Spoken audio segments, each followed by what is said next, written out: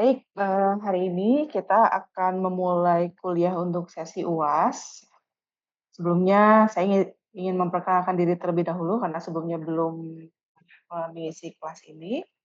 Perkenalkan saya Saraswati, saya adalah salah satu dosen di Divisi Biokimia Pangan.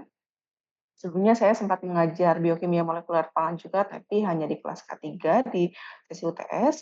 Dan di sesi UAS ini saya kurang lebih akan menemani teman-teman untuk 4 pertemuan, di mana 3 pertemuannya itu adalah kuliah yang akan terkait dengan metabolisme komponen pangan. Lalu selanjutnya satu pertemuan di pertemuan ke-14 itu adalah sesi presentasi yang merupakan bagian dari tugas saya. Nah, eh, baik, sebentar ya.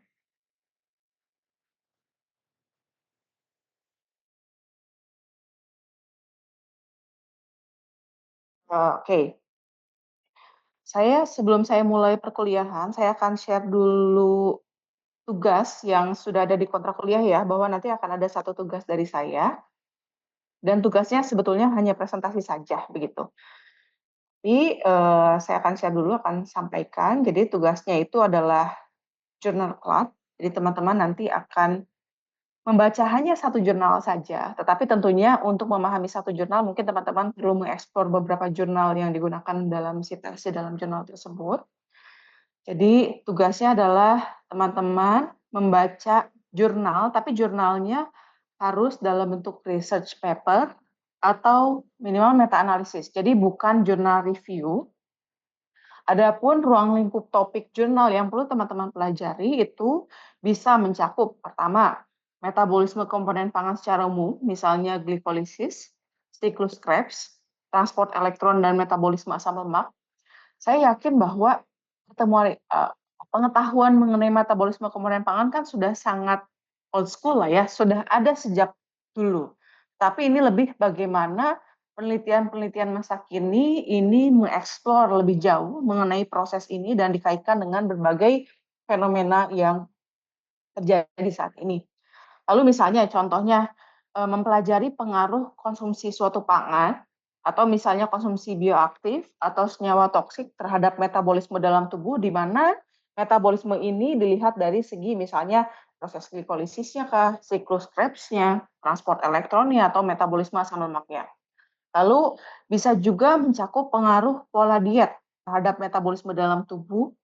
Kemudian atau misalnya bisa juga teman-teman menggunakan point of view yang lain, yaitu aplikasi pemahaman metabolisme komponen pangan dalam industri pangan atau industri yang memproduksi ingredient pangan. Karena pemahaman ini sangat penting bagi industri untuk memproduksi berbagai ingredient pangan. Seperti misalnya apa yang terjadi dalam siklus Krebs biasanya bisa menjadi patokan dalam memproduksi ingredient. Lalu bisa juga gitu, ini adalah topik yang merupakan topik utamanya ya. Tapi teman-teman juga boleh memilih topik lainnya di luar metabolisme komponen pangan yang menjadi ruang lingkup kuliah yang akan saya sampaikan. Teman-teman juga boleh memilih topik lain dalam perkuliahan biokimia molekuler. Jadi banyak ya, mulai dari mengenai biomolekul, membran, protein, enzim, dan lain sebagainya. Nah, adapun lingkup kegiatannya adalah sebagai berikut. Yang pertama menyampaikan identitas manuskripnya berupa judul, autor, nama jurnal dan juga tahun. Kemudian menyampaikan latar belakang penelitiannya dalam jurnal yang dipilih tentunya. Kemudian memberikan rangkuman mengenai alur penelitian dan juga metodenya.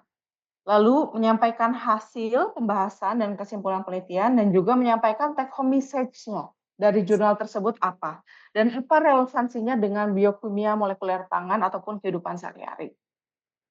Nah, tadi saya cek di IPB Mobile bahwa K1 ini terdiri atas kurang lebih 38 mahasiswa, betul? Mudah-mudahan betul ya. Kalau memang betul ada 38 mahasiswa, maka nanti satu kelompok akan diberikan 4 sampai dibagi menjadi akan terdiri dari jadi satu kelompok akan terdiri dari 4 sampai 5 anggota. Kemudian waktu presentasinya nanti dibatasi maksimum 12 menit dengan jumlah halaman slide maksimum 8 yang termasuk cover. Lalu nanti presentasinya itu dikumpulkan dalam folder G Drive lalu dimasukkan ke dalam, dibuat tautannya dan dikirimkan tautannya ke email saya pada tanggal 28 Mei 2025. Lalu nanti setiap anggota kelompok memiliki kesempatan untuk mempresentasikan bagiannya dan juga tentunya menjawab pertanyaan. Lalu nanti presentasi diikuti oleh diskusi ataupun sesi tanya jawab dan setiap anggota juga ada memiliki kesempatan untuk menjawab ataupun bertanya. Ya, jadi misalnya karena kita tahu waktunya terbatas, maka gunakan kesempatan untuk bertanya untuk mendapatkan poin. Begitu kurang lebih. Dan, kira-kira ini adalah rubrik dari presentasinya yang akan dinilai dari konten presentasi, kemudian kualitas dari materi presentasinya, teknik presentasinya, kemampuan untuk menjawab pertanyaan, dan juga ketepatan waktu, seperti itu. Saya harap ini tidak membebani kalian ya, jadi hanya ditugaskan membaca satu jurnal saja yang terkait dengan metabolisme komponen pangan, dan ini satu kelompok terdiri dari 4 sampai 5 orang. Rasa-rasanya teman-teman bisa memaksimalkan untuk membaca jurnal tersebut, memahami jurnal tersebut, dan mencoba mengkomunikasikan pemahaman teman-teman ke teman-teman lainnya untuk ajang saling bertukar informasi.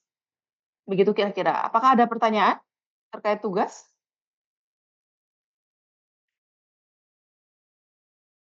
Tidak ada ya? Ataukah tugasnya kurang berat untuk S2? Sehingga saya bisa tambah juga nih. Baik, baik kalau begitu. Saya akan mulai, jadi sesuai dengan kontrak, kuliah hari ini akan membahas mengenai pengenalan metabolisme, lalu yang kedua mengenai glikolisis. Jadi kalau dari segi materi itu sangat padat dengan waktu yang sangat terbatas. Jadi karena saya yakin teman-teman di sini sudah familiar ya, kurang lebih dengan metabolisme. Kalau boleh tahu apakah hampir semua mahasiswa di sini jurusannya berasal dari S1 Teknologi Pangan atau ada yang tidak dari Teknologi Pangan? Boleh, raise hand atau open mic-nya, open audionya. Ada yang bukan dari Teknologi Pangan dulunya S1-nya? Iya, Ibu. Ya, siapa nih? Mbak Gita ya? Mbak Gita, Mbak Vanessa? Mbak Gita dari mana Mbak Gita? Saya dari peternakan dulunya. Peternakan. Dari peternakannya apa? Nutrisi atau produksi? Teknologi hasil ternak, Ibu. Oke, jadi kurang lebih rasa-rasanya kalau biokimia pernah dapat ya dulu pengantarnya atau nutrisinya? Iya, dapat, Dapat ya? tapi di nutrisi, ya nutrisi Oke. pakan ternak. Nutrisi pakan Ya. ternak ya, jadi saya rasa akan dengan mudah nanti ya untuk memahami beberapa hal yang akan disampaikan agak cepat karena cukup banyak materinya. Kemudian ada lagi yang mungkin agak jauh jurusannya, bukan dari teknologi pangan atau belum pernah, menyentuh mengenai biokimia pangan sebelumnya? Dari teknik barangkali?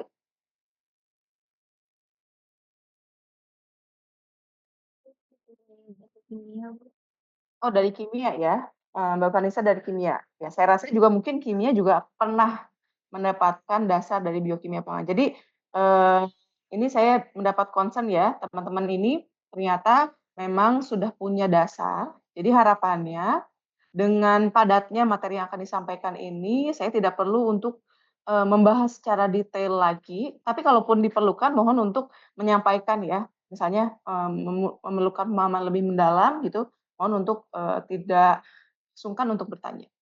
Baik, saya akan mulai terlebih dahulu dari pengenalan mengenai metabolisme. Oke. Baik. Oh, glikolisis maksudnya.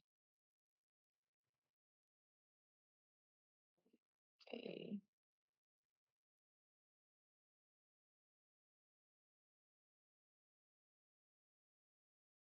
Mmm,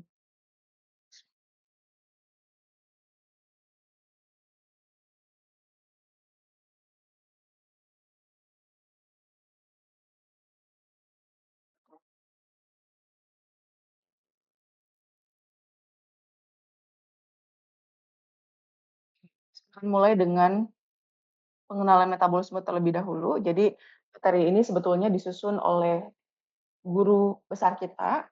Prof. Maggy Tanawijaya Soehartono, mungkin teman-teman sebelumnya pernah bertemu juga dengan Maggy. Jadi beliau itu adalah penulis atau penerjemah buku Lehninger Principle of Biochemistry. Jadi memang sebagian besar bahan kuliah ini disusun oleh Bu Meggy, lalu juga tentunya kami tinjau ulang dan juga perbarui. Oke, baik, kita akan mulai dengan ATP terlebih dahulu. Ya, jadi mungkin teman-teman sudah sangat familiar dengan ATP ya. ATP itu apa? Ada yang tahu singkatannya barangkali? Kita mulai dari singkatannya terlebih dahulu. Adenosin trifosfat, Bu. Adenosin trifosfat. Jadi ya ini hal yang sangat umum ya. ATP itu adalah sumber energi dalam proses metabolisme atau sering disebut juga sebagai energy currency atau mata uang dalam proses pertukaran energi.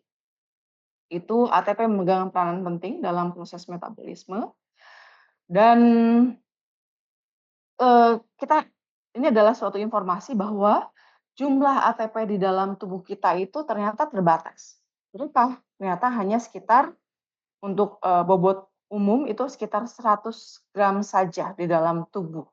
Dan ATP ini memiliki tingkat turnover yang sangat tinggi. Nah, sebagai contoh nih, ketika kita melaksanakan kegiatan olahraga yang begitu intens gitu, dengan berat badan iya, yang begitu intens, maka per menitnya kita membutuhkan sekitar 500 gram ATP dan ketika kita menggunakannya selama 2 jam, maka kita kurang lebih membutuhkan 60 kilogram. Lalu kita dikembalikan pada kondisi bahwa ATP sesungguhnya gitu, konsentrasinya atau jumlahnya dalam tubuh kita itu terbatas, hanya 100 gram saja. Sementara untuk melakukan kegiatan, misalnya dalam olahraga selama 2 jam berturut-turut, itu membutuhkan ATP yang jauh lebih besar.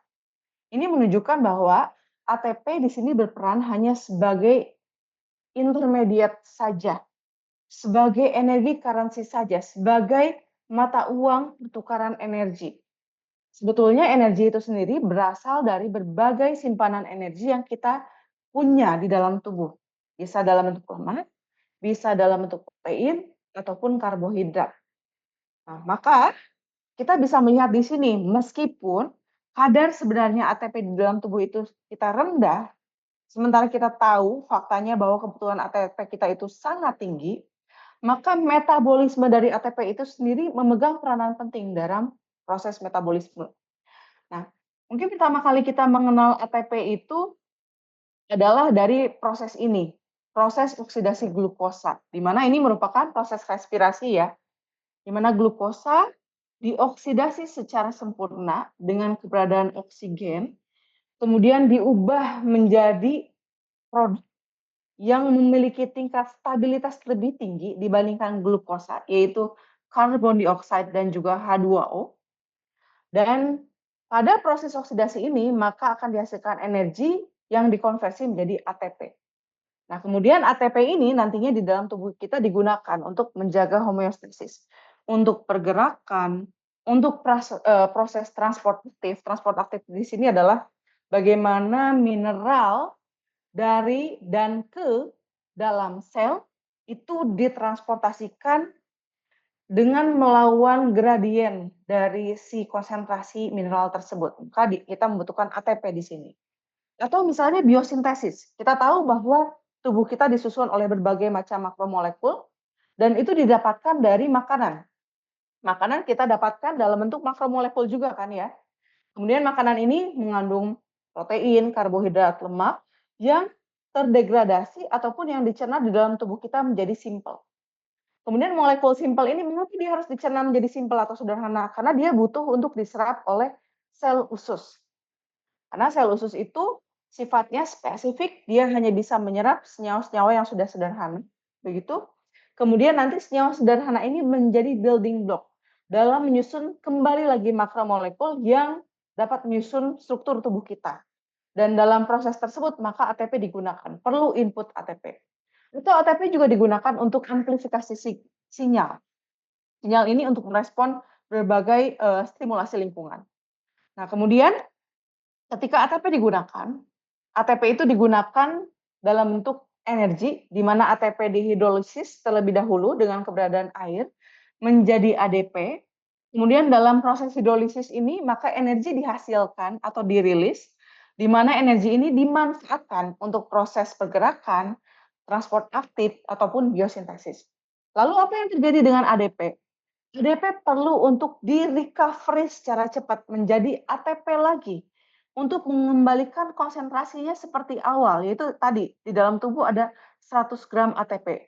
Dan bagaimana ATP ini bisa di-recovery? Tentunya melalui proses oksidasi berbagai sumber energi di dalam tubuh kita, atau bisa juga melalui proses fotosintesis. Jadi ini pengetahuan yang sangat umum, gitu ya.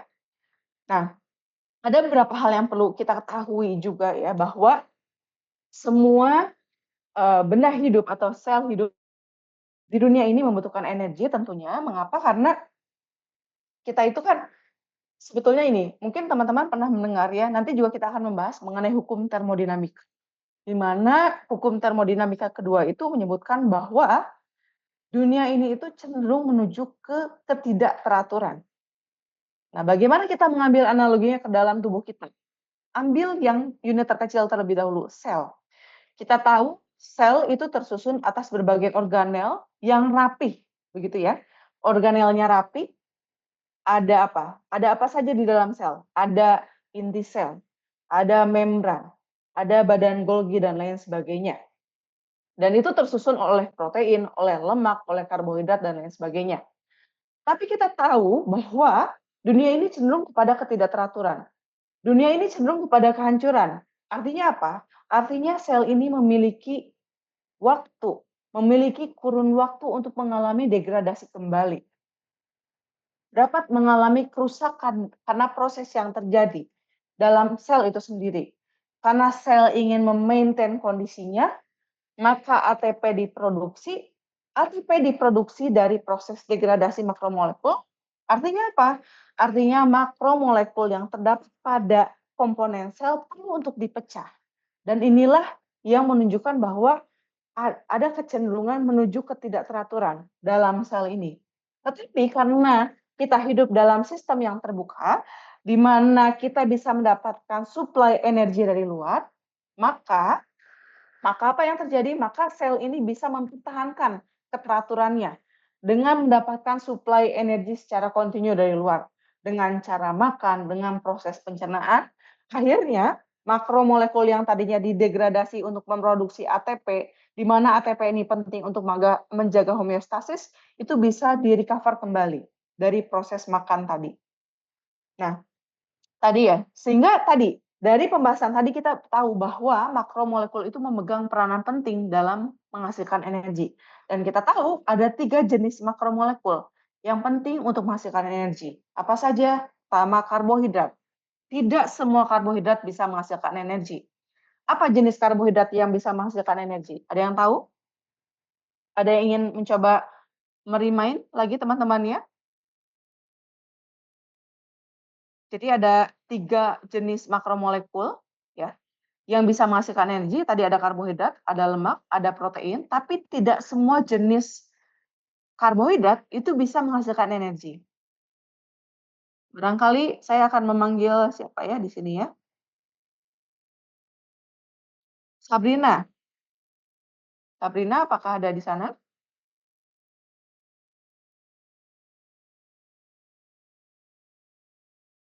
Atau Farah mungkin bisa bantu saya? Ada yang masih ingat? Ya, silakan Farah. Karbohidrat yang tidak bisa dicerna, serat. Serat. Lalu yang kaitannya dengan karbohidrat yang bisa menghasilkan energi berarti apa? Oh, gula sederhana. Gula sederhana, betul. Dan Contohnya misalnya gula sederhana? glukosa, sukrosa, fruktosa. Iya, betul. Itu tadi ya, gula sederhananya bisa dalam bentuk disakarida ataupun monosakarida. Lalu ada lagi? Pati. Pati, betul ya. Amilosa, amilopektin. Ya, tapi itu disusun atas amilosa dan juga amilopektin, dia bisa dicerna, artinya dia bisa digunakan untuk mem-provide energi bagi kita, ya. Baik, terima kasih ya, Farah, responnya. Nah ini, kita tahu di sini ada glukosa, ada gula sederhana, ada pati, itu bisa digunakan untuk mem-provide energi. Bagi siapa? Bagi manusia. Apakah serat bisa mem-provide energi? Bisa sebetulnya. Dia bisa kan ya digunakan untuk memproduksi bioetanol, lalu bioetanol ini digunakan untuk menghasilkan energi juga. Tapi kalau kita berbicara mengenai misi manusia, maka yang bisa digunakan untuk menghasilkan energi itu adalah tadi pati dan juga gula sederhana ataupun disakarida atau oligosakarida begitu. Itu pun oligosakarida yang dapat dicerna oleh enzim di dalam pencernaan tubuh kita. Tidak berarti serat sama sekali tidak bisa menghasilkan energi untuk kita.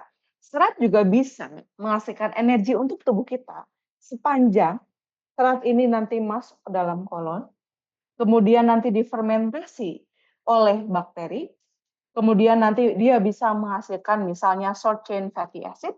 Lalu short chain fatty acid ini nanti bisa dimanfaatkan menjadi bahan baku energi di dalam sel usus kita. Diserap dulu oleh usus besar, lalu masuk ke dalam darah, lalu dalam darah nantinya bisa dimanfaatkan sebagai sumber energi, si short chain fatty acid tadi. Jadi sebetulnya secara umum molekul yang memiliki ikatan kovalen ini bisa memiliki energi atau provide energi. Kita bicara di sini adalah karbohidrat, tapi kalau kita berbicara untuk kasusnya itu manusia, maka yang efektif bisa memberikan energi tentunya terbatas pada gula sederhana dan juga pati. Karena ini akan tergantung dengan kinerja enzimnya. Lalu tadi ada lemak, makromolekul yang bisa memberikan energi. Lalu apalagi? Tadi protein.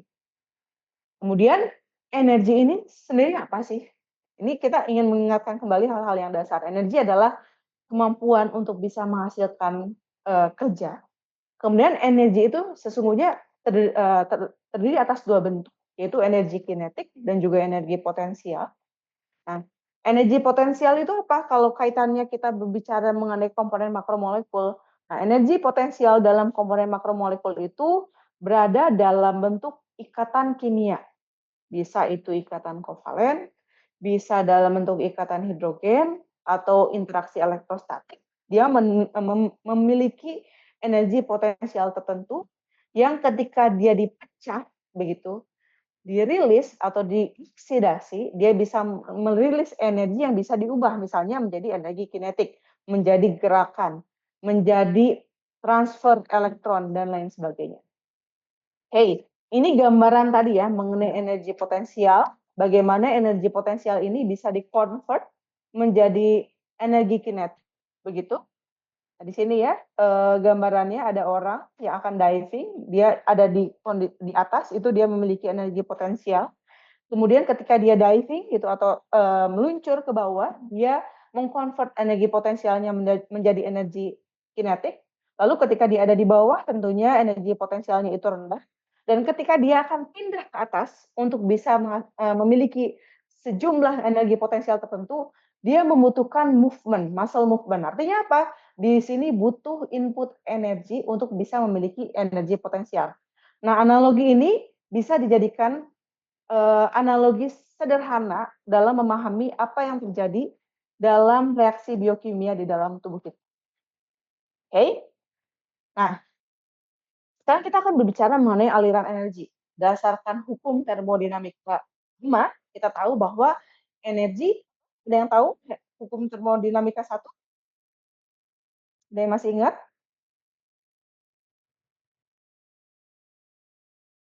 Mbak Dina, barangkali? Apakah standby di sana?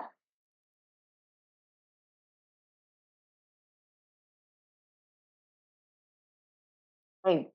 Baik, nanti mungkin teman-teman kalau misalnya tidak standby, mudah-mudahan bisa belajar nanti dari recording-nya ya. Jadi kita tahu bahwa di dunia ini energi itu mengalir berdasarkan prinsip hukum termodinamika 1, di mana energi itu tidak dapat dibuat, diciptakan, ataupun dirusak. Energi hanya dapat berubah dari satu bentuk ke bentuk lainnya. Dan ini bisa kita lihat di sini bahwa energi itu energi untuk kehidupan itu bisa kita dapatkan dari matahari terlebih dahulu. di mana energi dari matahari kita capture melalui proses fotosintesis oleh organisme autotrof. Oke. Kemudian organisme autotrof ini mengubah energi cahaya tadi menjadi molekul organik ataupun makromolekul organik yang akan dimanfaatkan oleh organisme heterotrof seperti manusia, hewan dan lain sebagainya. Di mana nanti organisme heterotrof ini dapat mengoksidasinya sebagai sumber energi dan menghasilkan karbon dioksida. Dan pada akhirnya nanti karbon dioksida dapat dimanfaatkan kembali oleh organisme fotosintetik dalam siklus gelap atau Calvin cycle untuk nantinya mensintesis molekul glukosa yang difasilitasi oleh proses fotosintesis tadi. Nah, jadi kita tahu tadi ya bahwa kalau kita berbicara mengenai fotosintesis itu dimulai dengan adanya proses eksitasi elektron oleh energi cahaya. Kemudian elektron yang tereksitasi tadi nanti akan mengalir dalam fotosistem, di mana aliran elektron ini akan dimanfaatkan untuk menghasilkan ATP dan juga NADPH. Kemudian nanti ATP dan NADPH ini akan dimanfaatkan dalam siklus Calvin atau siklus gelap untuk mensintesis glukosa. Lalu apa yang terjadi dengan glukosa? Glukosa ini memiliki sejumlah energi potensial. Di mana energi potensialnya? Di dalam ikatan kimia yang terbentuk antara molekul glukosa. Apa ikatan kimianya kira-kira dalam molekul glukosa? Ada yang tahu? Jenis ikatan kimia yang terdapat dalam satu struktur molekul glukosa. Kovalen, Bu. Betul, ikatan kovalen karena dia hanya terdiri atas satu molekul saja. Ya. Nah, dia hanya terdapat dalam satu molekul saja. Nah, ketika misalnya kita punya glukosa, lalu kita bakar glukosa ini, maka dia dapat merilis semua energi yang terdapat dalam ikatan kovalen dalam sekaligus. Dan ini dirilis dalam bentuk panas. Nah, jadi kalau misalnya kita berbicara, kayak tadi kita bicara glukosa, kalau kita bicara organisme. Tadi organisme kan disusun tidak hanya akan glukosa saja, tetapi juga ada lemak, ada protein. Kalau misalnya organisme ini ingin merilis semua energi yang dimilikinya, maka yang terjadi apa? Organisme tersebut tentunya akan terbakar begitu ya.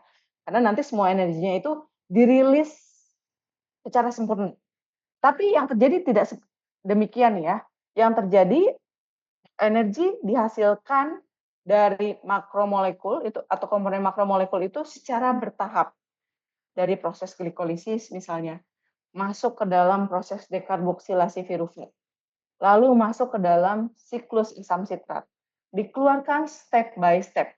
Tujuannya apa? Tentunya untuk menjaga homeostasis, untuk menjaga keteraturan tadi. Karena pada prinsipnya juga prosesnya memang tidak sekaligus, terjadinya secara bertahap. Ada pengeluaran energi, ada pemanfaatan energi untuk sintesis, kemudian ada lagi pengeluaran energi dan ada pemanfaatan energi untuk sintesis makromolekul lainnya. Oke. Lalu kita melihat bagaimana energi itu terbentuk dalam covalent bond. Jadi kita tahu bahwa fotosintesis itu memiliki substrat berupa karbon dioksida. Jadi karbon dioksida pada fotosintesis ini sebetulnya dimanfaatkannya pada siklus gelap atau Calvin cycle-nya atau dark cycle-nya. Kemudian kalau H2O, di mana digunakannya H2O? Nah, H2O ini digunakan justru pada siklus terangnya atau reaksi terangnya yang terjadi dalam fotosistem. Ini terjadi pada reaksi gelap, kemudian ini terjadi pada reaksi terang. Jadi yang dituliskan di sini adalah tentunya merupakan gabungan antara reaksi gelap dan juga reaksi terang. Dan kita justru di sini butuh juga energi cahaya untuk menginisiasi proses eksitasi elektron. Lalu apa produknya di sini? Produknya adalah gula, di mana tadinya kita tahu bahwa karbon dioksida dan juga air ini memiliki potensial energi atau kandungan energi yang sangat rendah.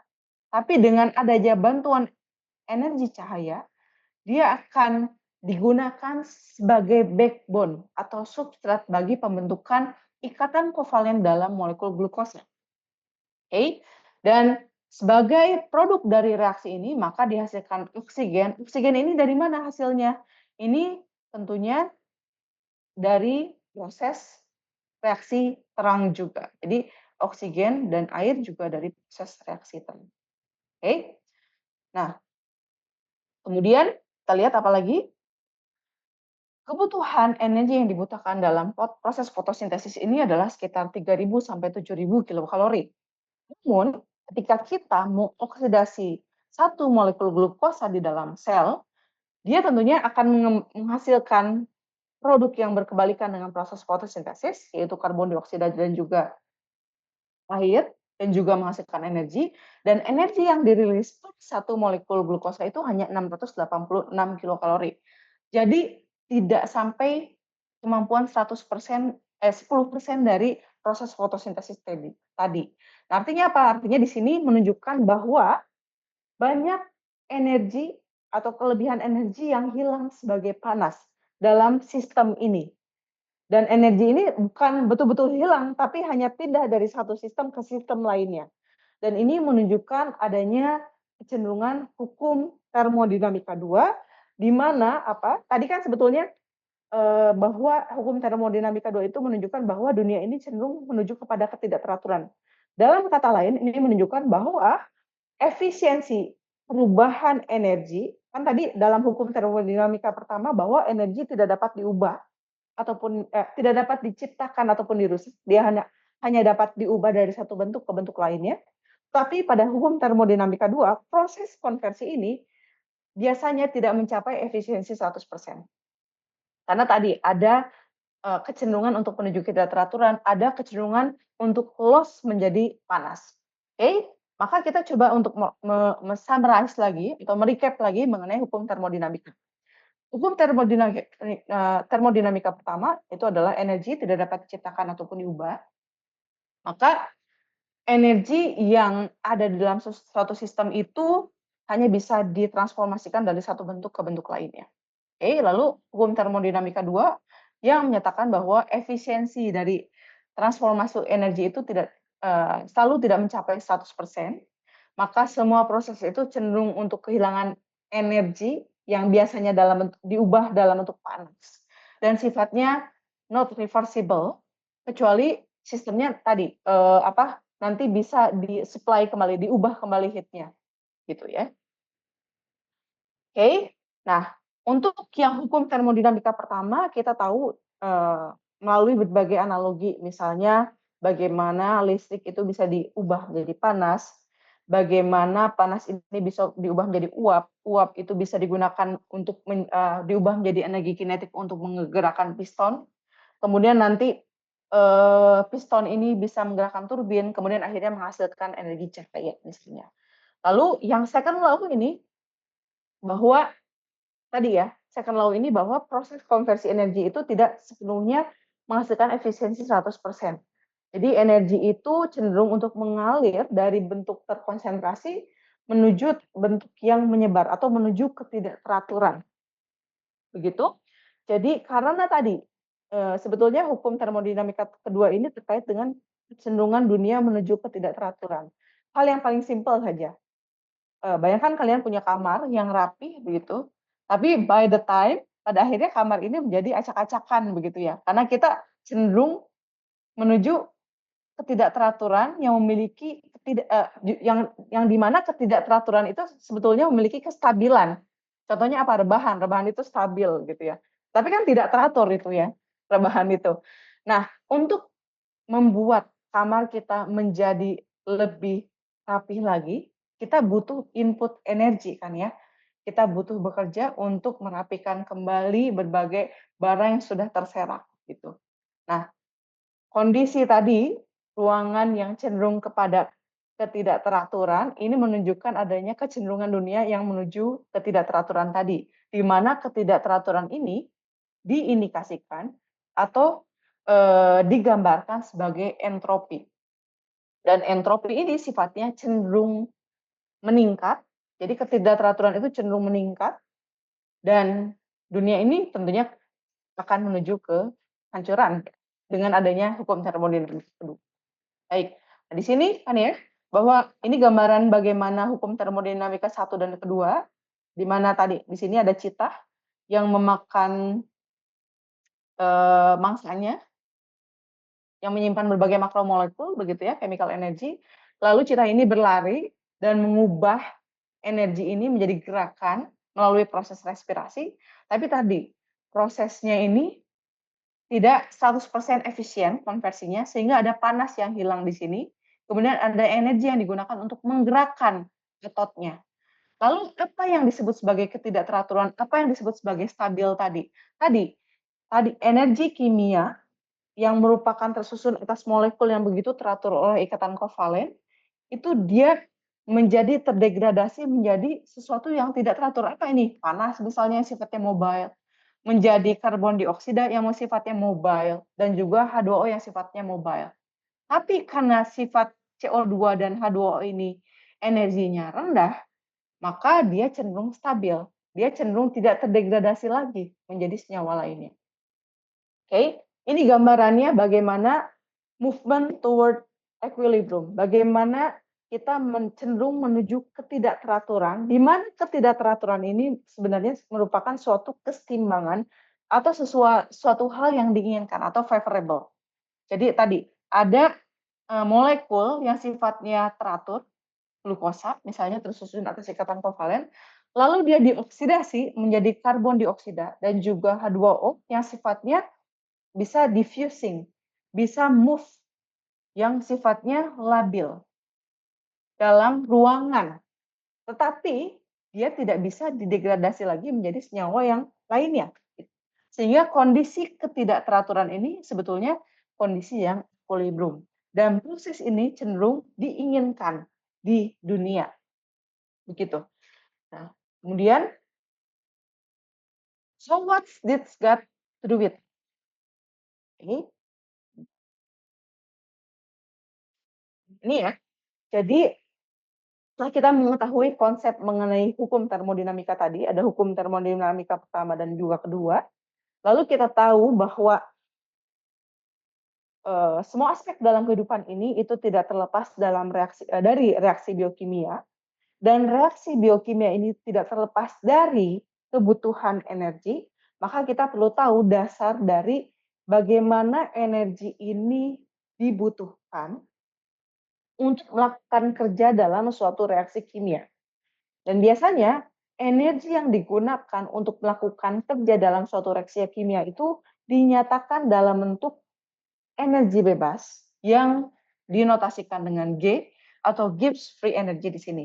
Mungkin teman-teman sudah dikenalkan dengan persamaan ini semenjak SMA ya, di mana energi bebas itu adalah entalpi atau panas yang potensi panas yang dimiliki oleh suatu produk, yang dimiliki oleh suatu reaktan dikurangi oleh entropi. Kemudian entropi ini dikalikan oleh suhunya. Dan dalam reaksi kimia, biasanya yang menjadi concern adalah perubahan energi bebasnya atau delta G-nya atau delta Gibbs free energy-nya, di mana delta G-nya itu adalah perubahan entalpi dikurangi suhu dikali perubahan entropi. Oke, nah tadi kita bicara mengenai reaksi biokimia. Reaksi biokimia ini tidak terlepas dari kebutuhan energi, dan energi ini dinyatakan dalam bentuk energi bebas atau Gibbs free energy. Dan reaksi biokimia ini bisa dibagi menjadi dua kelompok. Yang pertama adalah reaksi energonik. Kita tahu betul-betul ya, mungkin teman-teman sudah hafal banget ini tentang reaksi energonik, di mana reaksi energonik itu diindikasikan dengan adanya peningkatan energi bebas pada produk. Jadi produk itu memiliki energi bebas yang lebih tinggi dibandingkan dengan reaktan. Untuk mendapatkan kondisi seperti ini, maka dia butuh input dari energi. Maka karena energi bebas dari produk itu lebih besar, J produk itu lebih besar dari G dari reaktan, maka delta G-nya, G produk dikurangi G reaktannya itu menjadi lebih besar dari 0. Sehingga ketika delta G-nya itu lebih besar dari 0, dia mengindikasikan bahwa reaksi ini adalah energonik atau dia membutuhkan energi dalam prosesnya.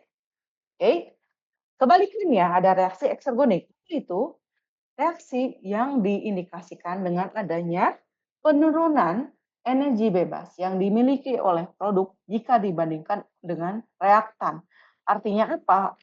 Deltanya ini, delta energinya itu lepas, ada energi yang dilepaskan. Sehingga delta G-nya itu menjadi kurang dari 0. Maka apabila suatu reaksi memiliki delta G kurang dari 0, maka reaksi tersebut bersifat eksergonik. Dan ingat, berdasarkan kriteria yang tadi, bahwa ketika reaksi ini memiliki delta G kurang dari 0, artinya apa? Artinya ada energi yang dirilis, dan produk yang dihasilkan memiliki energi bebas yang lebih rendah dibandingkan reaktan, maka sebetulnya reaksi ini sifatnya favorable atau diinginkan, atau spontan, atau biasanya cenderung mengarah ke kanan, atau cenderung menuju ke ketidakteraturan yang equilibrium, gitu. Nah, oke, jadi kita wrap up lagi.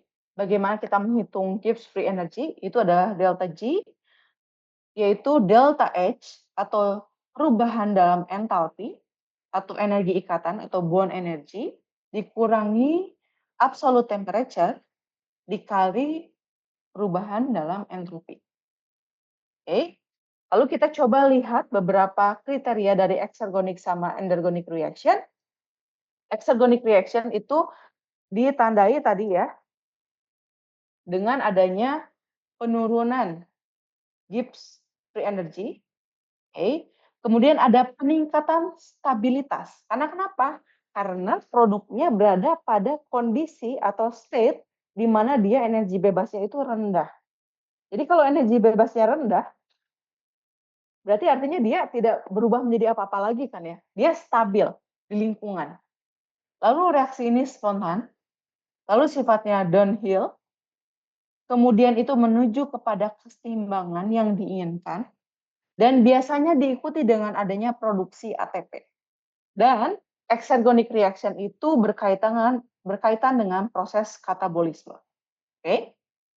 Lalu endergonic reaction.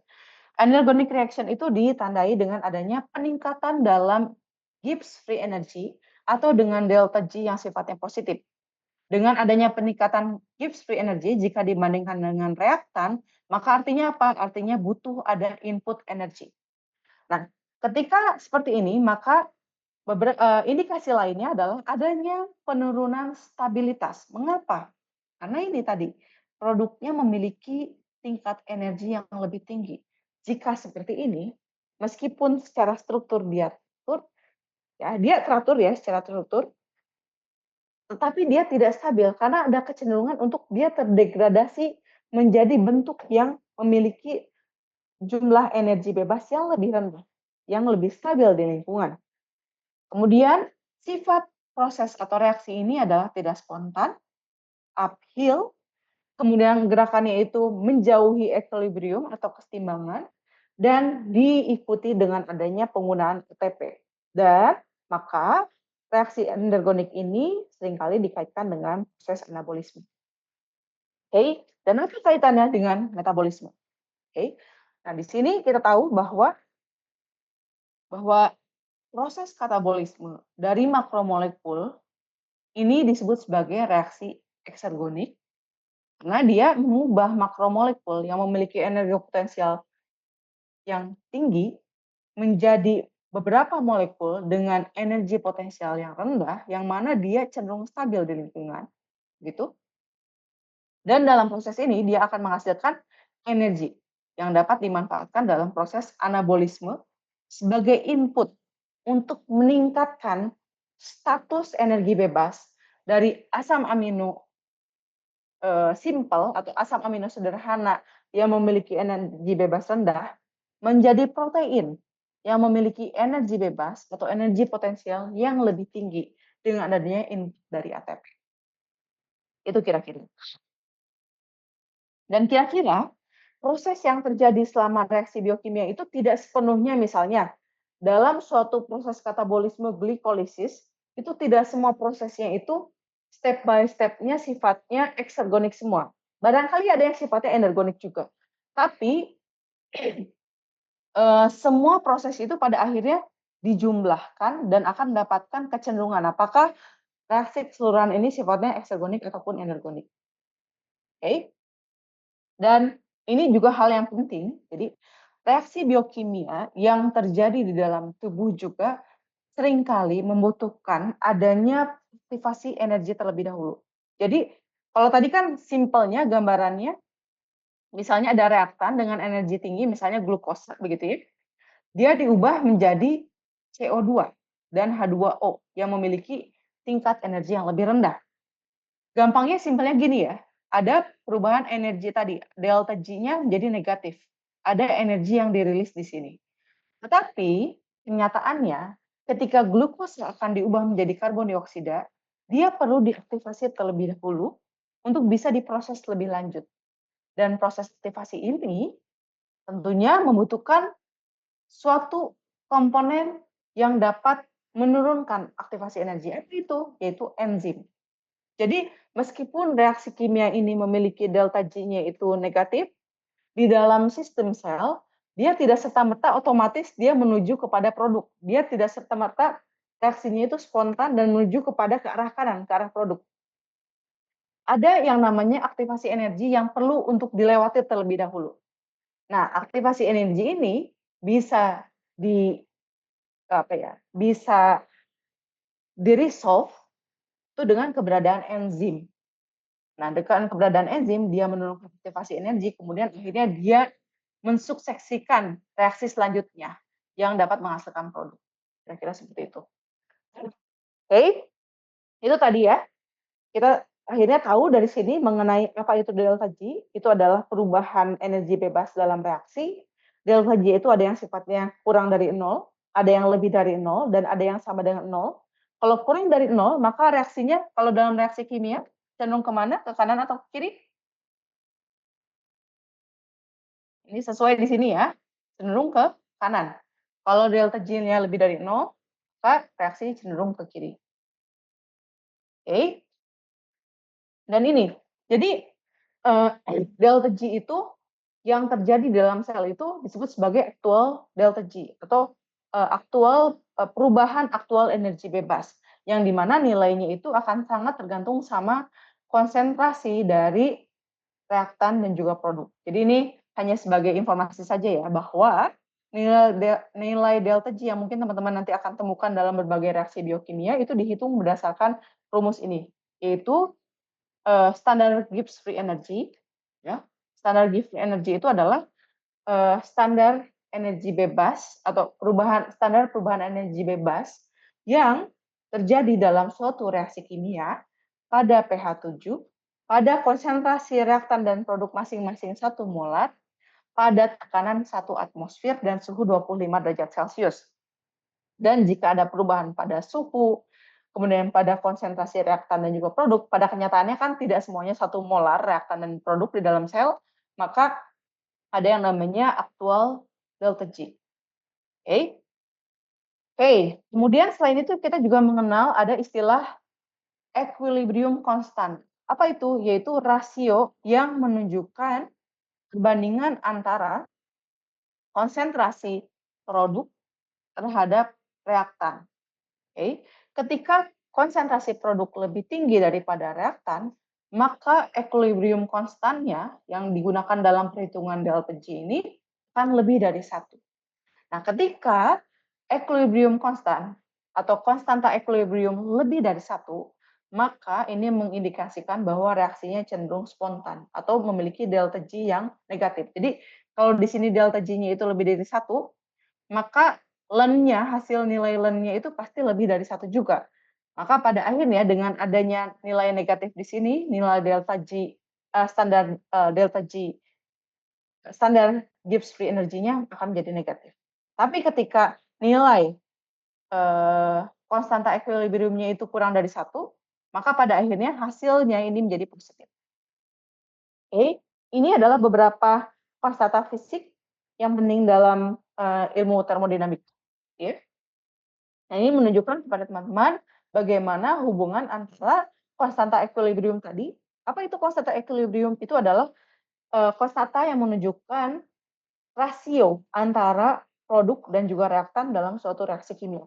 Ketika konstanta equilibriumnya lebih dari 1, maka delta G-nya akan negatif. Sebaliknya kalau konstanta equilibriumnya kurang dari 1, maka delta G-nya akan menjadi positif yang artinya dia sifatnya tidak spontan. Oke. Itu tadi beberapa hal dan mungkin ini juga ya, contoh bagaimana aplikasi delta G untuk memahami suatu reaksi.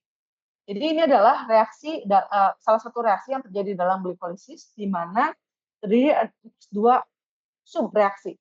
Pertama adalah hidrolisis ATP menjadi ADP untuk merilis inorganik fosfat dan reaksi ini itu adalah memiliki delta G yang sangat negatif. Artinya apa? Reaksi ini sifatnya spontan, menuju ke arah kanan, artinya cenderung untuk menghasilkan ADP dan juga inorganik fosfat. Kemudian ada subreaksi kedua yaitu aktivasi glukos dengan inorganik fosfat menjadi glukosa 6-fosfat. Dan reaksi ini sifatnya tidak spontan, yang sebetulnya cenderung ke arah kiri. Tetapi karena ini reaksi yang berpasangan, maka didapatkan net dari delta G-nya adalah minus 17. Artinya, proses aktivasi glukosa dengan adanya ATP ini memiliki delta G yang negatif. Artinya apa? Reaksinya cenderung atau reaksinya favorable, atau ini disebut sebagai reaksi yang sifatnya eksergonik. Oke, itu tadi. Nah, kemudian ini. Jadi, perubahan free energy. Tadi free energy itu adalah energi yang digunakan dalam perubahan energi yang terjadi dalam suatu reaksi kimia, gitu ya. Nah, perubahan energi dalam suatu reaksi kimia juga akan sangat tergantung dengan adanya kemungkinan beda potensial dalam suatu sistem sel, misalnya. Nah, sehingga delta G juga mungkin dapat mempertimbangkan adanya konstanta Faraday di sini, adanya potensial reduksi yang terbentuk antar sel dan ini biasanya berlaku dalam proses transport elektron.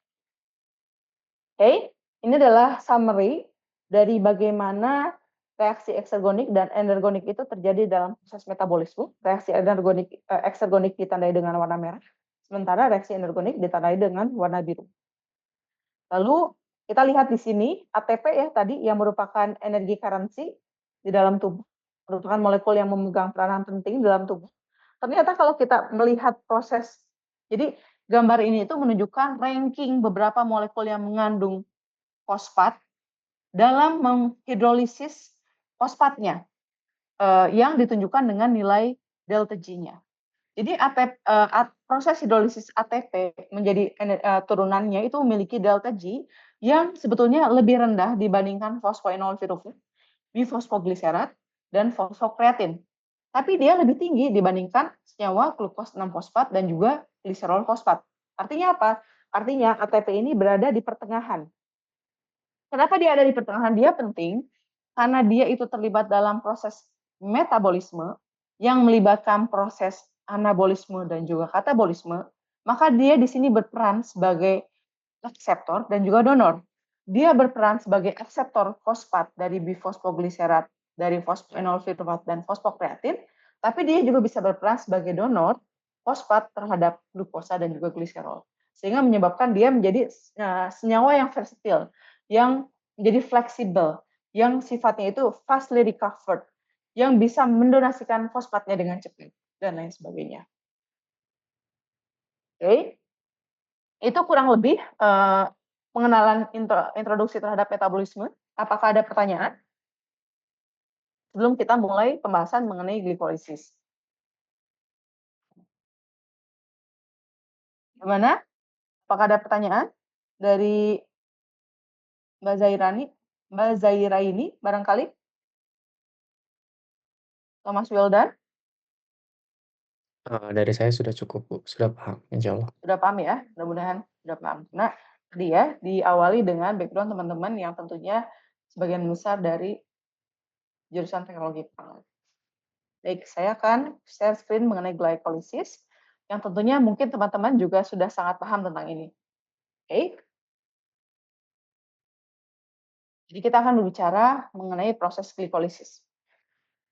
Mungkin barangkali ada teman-teman yang bisa memberikan insight atau, remind teman-temannya mengenai apa itu sebetulnya glikolisis dan apakah glikolisis sebegitu pentingnya di dalam tubuh kita? Barangkali di sini ada siapa ya? Hana, Hana Angkrisa, Hana, apakah sedang standby Hana?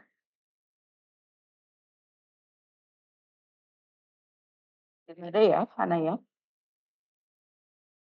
Ada siapa lagi nih di sini? Kenneth? Ada Ibu, heeh. Nah, Hana ada ya? Hana boleh ceritain dong tentang glikolisis itu apa? Oh ya Ibu, glikolisis itu, sejauh yang saya ingat itu proses pemecahan glukosa Mhm, jadi 2, asam pirufat. Terus oke nanti ngasilin energi ATP dan NADH. oke. Nah menurut Hana apakah sebegitu pentingnya glikolisis ini di dalam kehidupan? Penting Ibu. Mengapa? Mmm, karena, dia kan menghasilkan, ATP ya sebagai sumber energi utama. Mhm, Terus, apa ya, mmm, terus glikolisis ini glikolisis itu kan bisa terjadi di hampir semua makhluk hidup. ya Iya, terus ya intinya menghasilkan energi sih, Bu. betul. Jadi menghasilkan energi ya. Iya, Masih ingat nggak Hana kalau glikolisis itu dalam sel itu terjadinya di mana? sitoplasma bukan ya, Bu? Betul, udah nih lulus nih Hana. Ya makasih ya Hana ya. Iya, Ibu. Oke, baik. Tadi ya sudah dapat sedikit, pengingat mengenai glikolisis. Nanti ini teman-teman bisa baca mengenai bagaimana jalur keseluruhan glikolisis itu bisa ditemukan oleh penemuan berbagai peneliti. Ini apa ya, rekomendasinya adalah, teman-teman jangan khawatir misalnya kalau misalkan melakukan penelitian dan rasanya kok saya hanya berkontribusi kecil ya terhadap ilmu gitu, hanya sedikit yang saya kerjakan gitu. Tapi ternyata gitu, penemuan besar mengenai glikolisis yang terdiri dari 10 tahap ini, itu adalah pekerjaan panjang dari berbagai peneliti yang menemukan serpihan-serpihan atau pecahan-pecahan informasi begitu kemudian disatukan. Jadi, ya kita bekerja sebesar atau sekecil apapun mudah-mudahan bisa berkontribusi terhadap ilmu, gitu kira-kira. Nah, ini menunjukkan gambar ini menunjukkan mengenai metabolisme glukosa yang sangat penting karena glukosa kalau misalnya kita bicara mengenai prioritas sumber energi, glukosa adalah prioritas utama yang digunakan sebagai sumber energi di dalam tubuh kita. Makanya kenapa mempertahankan gula dalam darah itu sangat matters. Bahkan kita kalau bisa gitu ketika kita puasa ya, jadi kan kita ada kadar gula darah yang perlu dipertahankan sekitar 90 sampai 110 miligram per desiliter misalnya. Ketika kita berpuasa, tentunya kita mengalami drop kadar gula darah gitu. Kemudian sekitar jam 12 kita jadi kuat lagi lah ya. Itu karena padahal kita tidak makan gitu. Yang tadinya pusing gitu ya, yang tadinya udah hipoglikemik, tapi pada akhirnya kita bisa bertahan juga gitu.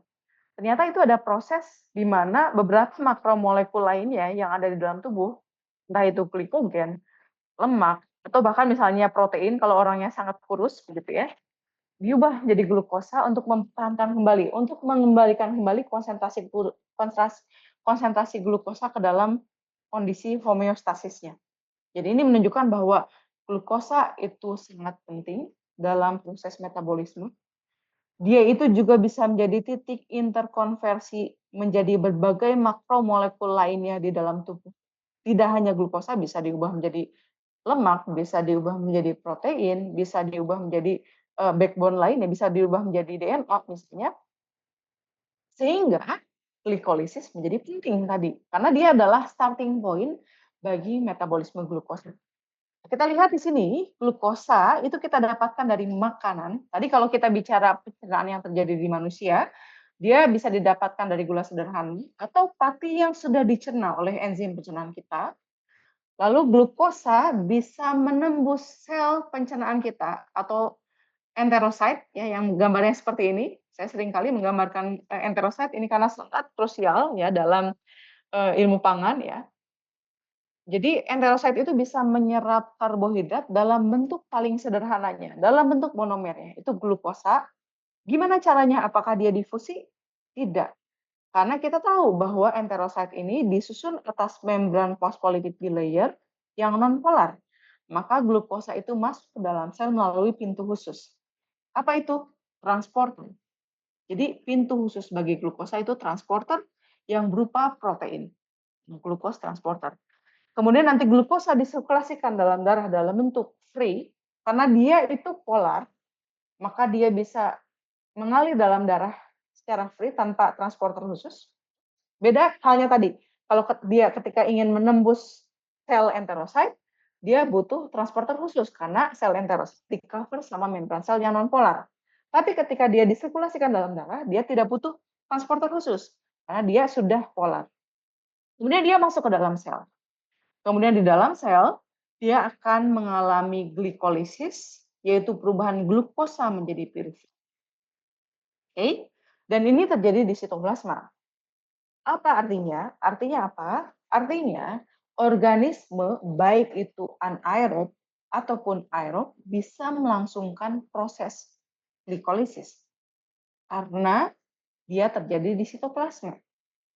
Kalau misalnya kita berbicara mengenai aerobik, tadi ya, misalnya ketika sel ini sifatnya aerobik atau sel ini mendapatkan suplai oksigen yang banyak, maka piruvat hasil glikolisis bisa masuk ke dalam mitokondria untuk kemudian nanti dia diubah atau di completely oxidize atau dioksidasi secara sempurna menjadi energi gitu. Tetapi ketika sel kekurangan oksigen atau memang dasarnya sel itu sifatnya anaerobik atau fakultatif aerobik misalnya, maka piruvat ini bisa diubah menjadi laktat. Nah, kalau di sini kita gambarannya berarti kan ini adalah sel manusia ya. Ada pembuluh darah, kemudian ada sel. Nah, ketika kita juga bisa kemungkinan lacking oksigen. Misalnya saat kita olahraga berat begitu, maka suplai oksigennya itu menjadi terbatas karena banyak sel yang membutuhkan energi. Sehingga piruvat ini terfermentasi menjadi laktat. Kemudian karena laktat ini dapat mengganggu homeostasis sel, dia dapat menyebabkan terjadinya penurunan pH di dalam sitoplasma, maka laktat nantinya akan ditransportasikan keluar sel, kemudian disirkulasikan dalam darah dan masuk ke dalam hati untuk di-recycle kembali menjadi gula. Melalui apa? Ada yang namanya siklus Cori atau Cori cycle. Oke? Ini adalah bagaimana tubuh kita mempertahankan homeostasisnya.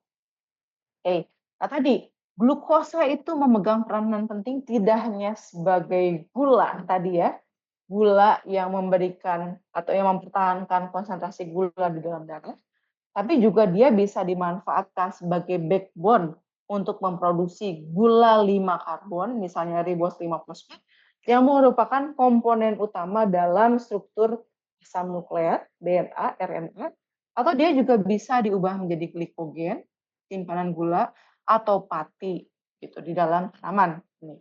Nah, kita akan melihat proses glikolisis. Kita tahu bahwa, mungkin teman-teman juga tahu ya, bahwa glikolisis itu dibagi menjadi 2 tahap utama, yaitu preparatory phase dan juga payoff phase.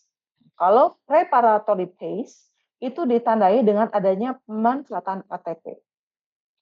Jadi ini tujuannya adalah untuk mengaktifasi glukosa, kemudian pada akhirnya dia mengkonversi glukosa menjadi glyceraldehyde triphosphate.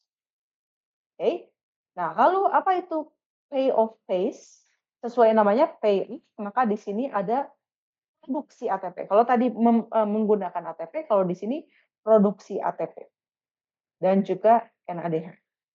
Sebagai summary-nya ada 10 tahapan di mana glukosa diubah jadi glukosa 6-fosfat, menjadi fruktosa 6-fosfat, fruktosa 1,6 bifosfat, lalu dihidrolisis menjadi dihidroksieseton fosfat dan gliseraldehyde trifosfat. Ini disebut sebagai preparatory phase. Lalu dari gliseraldehyde trifosfat diubah menjadi piruvat, itu disebut sebagai payoff phase. Oke. Nah, sebelum kita lihat secara detail untuk setiap tahapannya, kita perlu mengenal dulu beberapa istilah penting dalam metabolisme glukosa. Jadi ada glycogenesis. Sesuai namanya ya, ini gen. Gen itu berarti pembentukan, generation. Glycogen berarti pembentukan glikogen. Kapan glikogen itu terbentuk? Ketika ada kelebihan glukosa dari makanan, misalnya setelah kita makan, tapi proses konversinya tentunya perlu distimulasi oleh insulin yang diproduksi oleh pankreas. Lalu ada glycogenolysis. Lysis berarti ada proses pemecahan glikogen menjadi glukosa. Kapan terjadinya? Tentunya ketika terjadi penurunan kadar glukosa dalam darah kita. Misalnya, dia distimulasi oleh glukagon. Jadi prosesnya adalah kita makan, kemudian kita berpuasa, kemudian pada akhirnya kadar gula dalam darah kita akan turun, kemudian nanti akan dihasilkan hormon glukagon yang dapat menstimulasi pembentukan polimer glikogen dari glukosa. Oke. Kemudian maaf. Tadi ada glukagon, kemudian glukagon ini akan memicu glikogen tadi untuk dipecah menjadi glukosa. Lalu ada gluconeogenesis. Gluconeogenesis itu adalah neogenesis, artinya pembentukan baru glukosa dari senyawa lain yang tersusun atas glukosa. Apa itu? Bisa asam amino, bisa gliserol. Digunakan dalam memproduksi glukosa. Kapan itu terjadi? Kalau misalnya tadi kita berpuasa, kemudian gula darah kita drop, kemudian nanti glikogen dalam hati ataupun otot kita dipecah menjadi gula untuk mengembalikan kembali konsentrasi glukosa. Lalu kemudian drop lagi karena tubuh kita tetap membutuhkan secara kontinu energi ini. Lalu karena sudah tidak ada lagi glikogen simpanan, maka pada akhirnya asam amino, gliserol dipecah atau diubah menjadi glukos melalui proses gluconeogenesis. Terus tadi glikolisis sudah kita tahu definisinya ya, perubahan glukosa menjadi asam pirufik. Lalu mungkin teman-teman juga tahu tentang diabetes mellitus ya, yang dibagi menjadi dua, ada diabetes mellitus tipe 1 dan tipe 2. Kalau yang diabetes mellitus tipe 1 itu adalah ketidakmampuan sel beta pankreas atau pankreas itu bisa memproduksi insulin. Nah, kalau diabetes mellitus tipe 2 itu diawali dulu dengan resistensi insulin. Artinya apa? Sebetulnya pankreas bisa menghasilkan insulin, tetapi sel kita bodoh untuk mengenali keberadaan insulin. Kenapa dia bisa menjadi bodoh? Biasanya distimulasi oleh kondisi stres oksidatif. Jadi meskipun pankreas bisa memiliki kemampuan memproduksi insulin, tapi karena selnya itu stres, pada akhirnya dia tidak bisa mengenali insulin. Tapi dengan kondisi ini terjadi terus-menerus, resistensi insulin, pada akhirnya juga bisa menyebabkan terjadinya kerusakan kolateral berbagai organ, termasuk pankreas, yang pada akhirnya bisa berujung pada ketidakmampuan pankreas untuk menghasilkan insulin, yang mirip akhirnya ya, seperti kondisi diabetes mellitus tipe 1. Oke. Kemudian ada lagi laktos intolerans, itu ketidakmampuan pencernaan untuk bisa menghidrolisis laktase, ketidakmampuan pencernaan untuk menghidrolisis laktosa karena produksi enzim laktasenya terbatas, sehingga laktosa ini masuk ke dalam kolon. Tadinya harusnya diserapkan ya, laktosa dipecah menjadi galaktosa dan glukosa. Kemudian galaktosa dan glukosa ini yang bentuk sederhananya bisa diserap oleh sel usus kita, tetapi pada akhirnya karena dia tidak bisa dipecah, dia masuk ke dalam kolon. Kenapa dia masuk ke dalam kolon? Karena tadi sel enterosit kita hanya bisa menerima dalam bentuk monomer.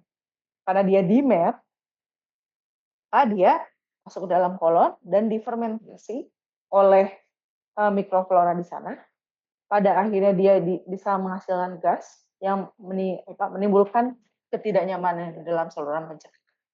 Itu kira-kira beberapa istilah yang penting dalam metabolisme glukosa. Sampai sini ada pertanyaan dulu? Karena sudah cukup jelas?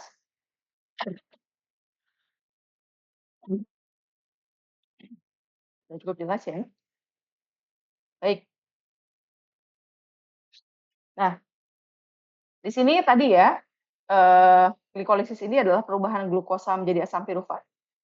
Lalu ada skenario ya, ketika asam pirufat ini diproses di organisme yang aerobik, maka nanti dengan kondisi oksigen yang cukup, maka dia akan dioksidasi lagi secara sempurna menjadi molekul yang lebih sederhana untuk menghasilkan lebih banyak energi di dalam mitokondria.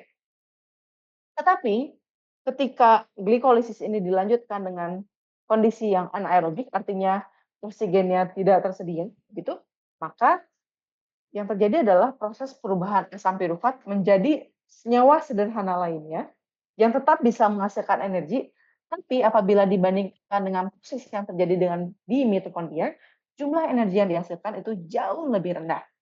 Apa yang bisa dihasilkan dalam proses dengan kondisi oksigen yang sangat rendah atau bahkan tidak ada, itu bisa asam laktat ataupun etanol. Oke, ini summary-nya tadi ya, bahwa tadi dalam satu proses glikolisis, satu glycolysis pathway, itu bukan siklus ya, karena prosesnya itu garis seperti itu. Ada 2 ATP dan 2 NADH yang dihasilkan. Nah, NADH ini bagaimana nasibnya? NADH ini nanti dia masuk ke dalam rantai transport elektron, begitu, untuk bisa dioksidasi secara sempurna untuk menghasilkan ATP lagi. Atau kalau misalkan dalam kondisi tidak ada oksigen, maka NADH ini bisa dimanfaatkan di dalam proses fermentasi. Oke. Nah, dari dua molekul ATP ini, jumlah energi yang dihasilkan adalah sekitar 62 kilojoule. Padahal 1 mol senyawa glukosa itu memiliki potensi energi sekitar 2.870 kilojoule. Artinya apa? Efisiensi konversi energi dari glukosa dalam proses glikolisis itu hanya 2,2%. Glikolisis sendiri bukan merupakan motor penghasil energi yang begitu besar. Jadi hanya 2,2% potensi energi yang dimiliki oleh glukosa itu dirilis dalam proses glikolisis. Sisanya di mana? Sisanya masih terperangkap dalam ikatan kovalen yang terdapat dalam asam pirufat dan juga yang terdapat dalam NADH yang dihasilkan dalam proses glikolisis. Maka artinya berdasarkan kondisi ini, maka glikolisis saja tidak cukup untuk mensupport proses atau reaksi biokimia yang terjadi pada manusia karena kita butuh banyak sekali ATP. Tadi dikatakan di awal bahwa untuk olahraga dalam waktu 2 jam itu kebutuhan ATP-nya itu sampai 60 kilogram. Begitu. Sehingga banyak sekali yang dihasilkan. Sehingga proses tadi glikolisis saja tidak cukup dan perlu untuk dilanjutkan. Jumlah energi yang terikat dalam ikatan kovalen dalam struktur asam pirufat ini perlu untuk dioksidasi secara sempurna oleh tahapan-tahapan selanjutnya di mitokondria, di dalam matriks ataupun di dalam intermembran space. Oke, nah kita lihat satu persatu step dalam glikolisis, cepat saja ya karena waktunya sebentar lagi. Tahapan pertama adalah tahapan aktivasi glukosa menjadi glukosa 6-fosfat. Di sini ada enzim heksokinase dan butuh substrat lain yaitu ATP. Karena di sini glukosa akan diaktifasi dengan memberikan fosfat inorganik dari ATP terhadap fosfat dari ATP terhadap struktur glukosa menjadi glukosa 6-fosfat. Dan kita lihat di sini delta G-nya berapa? Minus 16,7. Artinya apa? Ada yang bisa mencoba merimain kembali? Artinya apa? Kalau misalnya dia negatif? Reaksinya ke arah kanan, Bu. Reaksinya cenderung ke arah kanan. Makanya ini tanda panahnya itu hanya ke arah kanan saja.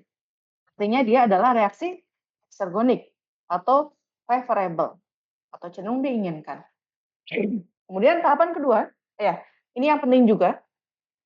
Selain tadi fungsi tahapan pertama dengan adanya enzim heksokinase ini dia bisa mengaktifkan glukosa untuk diproses di tahap selanjutnya. Tahapan ini juga penting karena apa? Kalau kita lihat dari strukturnya, perubahan struktur dari glukosa menjadi glukosa 6-fosfat, kita melihat ada penambahan atom oksigen di sini. Yang kita tahu atom oksigen ini memiliki elektronegativitas yang tinggi. Yang apa implikasinya? Implikasinya senyawa ini bisa menjadi lebih polar jika dibandingkan bentuk glukosanya. Artinya apa? Ketika glukosa diubah menjadi glukosa 6-fosfat, senyawa ini sifatnya menjadi lebih polar. Kalau kita bisa bicara mengenai sel, tadi kita bicara sel, ini ada membran sel. Glukosa itu bisa diserap sel oleh transporter khusus, yang sifatnya bisa mentransfer senyawa polar. Apa transporternya? Itu tentunya protein integral yang ada pada struktur membran. Glukosa dari luar sel masuk ke dalam sel. Dengan kondisi seperti ini, sepertinya akan mudah bagi glukosa untuk kembali keluar sel karena tadi pintu ini sifatnya bisa mengeluarkan dan melepaskan glukosa. Memasukkan dan melepaskan glukosa ke dalam dan keluar sel.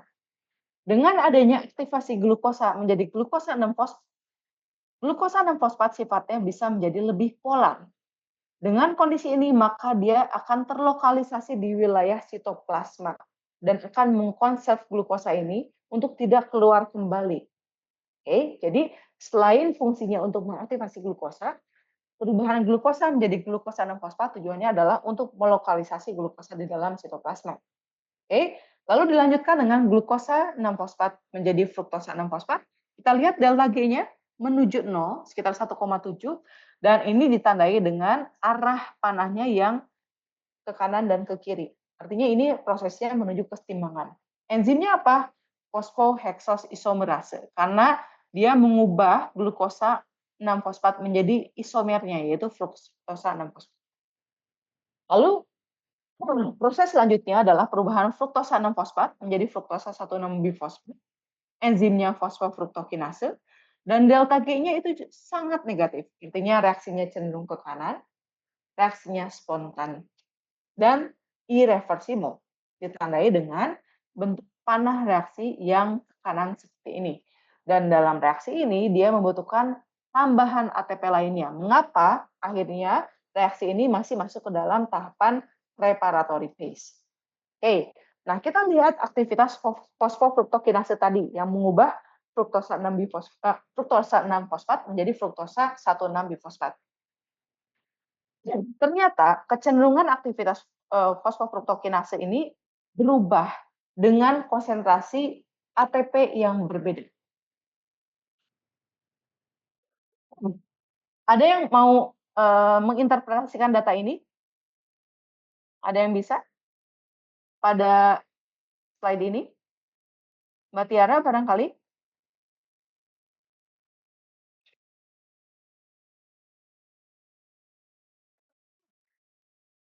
Mbak Tiara, apakah ada standby?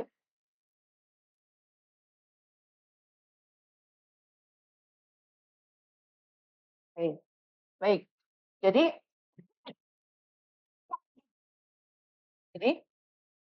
kalau misalnya kita lihat di sini ya, ketika kondisi dalam sel memiliki konsentrasi ATP yang tinggi, maka kita lihat di sini adanya perubahan konsentrasi fruktosa 6-fosfat yang merupakan substrat bagi enzim fosfofruktokinase.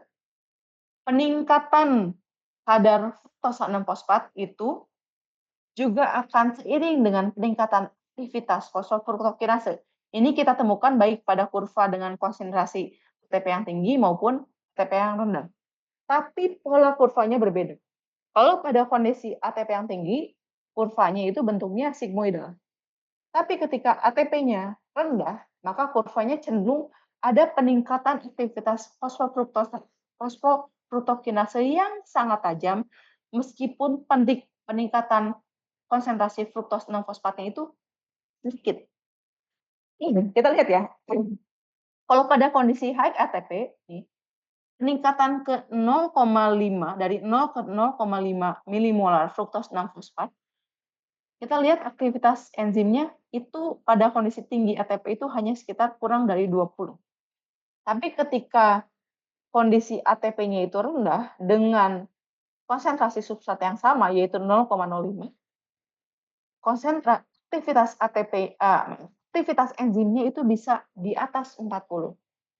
Artinya, ini menunjukkan bahwa enzim fosfofruktokinase itu memiliki afinitas yang lebih tinggi terhadap substrat fruktos 6-fosfat apabila ATP-nya rendah. Kondisi ATP rendah ini apa sih sebetulnya? Kondisi ATP rendah itu adalah kondisi ketika sel itu exhausted. Ketika sel itu kondisinya butuh banyak energi dan energinya sudah dipecah menjadi ATP lalu ATP menjadi ADP sehingga konsentrasi di dalam sel ATP-nya itu menjadi rendah. Dan ini menunjukkan bahwa sel ini harus melakukan glikolisis, harus mengubah glukosa menjadi asam titan agar ATP segera bisa dihasilkan. Maka aktivitas enzim fosfofruktokinase juga menjadi terstimulasi dengan kondisi ATP yang rendah ini. Seperti itu. Jadi aktivitas enzim itu juga bisa sangat dipengaruhi afinitasnya terhadap substrat itu sangat dipengaruhi oleh kondisi lingkungannya sebagai mekanisme persinyalan di dalam sel tersebut. Oke, tahapan selanjutnya adalah hidrolisis fruktosa 1,6-bifosfat menjadi sebetulnya dua senyawa berbeda, dihidroksieseton fosfat dan juga gliseraldehyde 3-fosfat. Tapi dihidroksieseton fosfat ini tidak dapat diproses lebih lanjut dalam glikolisis, maka dia perlu mengalami proses isomerisasi menjadi gliseraldehyde 3-fosfat. Jadi pada akhirnya tahapan preparatory phase ini akan menghasilkan dua senyawa gliseraldehyde 3-fosfat. Kemudian di tahapan payoff phase, gliseraldehyde fosfat tadi dari satu molekul glukosa tentunya ada dua molekul gliseraldehyde trifosfat, dia akan dioksidasi ya menjadi bifosfogliserat. Nah, oksidasi ini seringkali ditandai dengan adanya senyawa yang reduksi. Jadi gliseraldehyde-nya gliseraldehyde trifosfatnya teroksidasi. Apa buktinya? Kita lihat di sini. Bukti kalau senyawa ini teroksidasi adalah ada ini penambahan inorganik fosfat atau gugus fosfat ke sini. Ini adalah salah satu indikasi bahwa reaksi ini adalah reaksi oksidasi. Kemudian, ketika terjadi oksidasi, biasanya akan ada energi yang dihasilkan atau elektron yang dilepas. Nah, maka biasanya ada senyawa lain yang menangkap elektron tersebut. Ada senyawa lain yang menangkap energi yang dilepaskan dalam proses oksidasi. Apa itu? Dia adalah NAD+. Maka jadi valid, reaksi ini adalah oksidasi ditandai dengan adanya proses reduksi senyawa NAD+ menjadi NADH. Karena tadi reaksi biokimia itu cenderung merupakan gabungan antara reaksi oksidasi dan juga reduksi. Ada NADH yang dihasilkan. Nah, bukti lain bahwa reaksi ini adalah reaksi oksidasi adalah enzim yang digunakan. Enzim yang digunakan adalah dehidrogenase. Kalau kita mendengar kata dehidrogenase, biasanya ini adalah reaksinya reaksi oksidasi. Oke.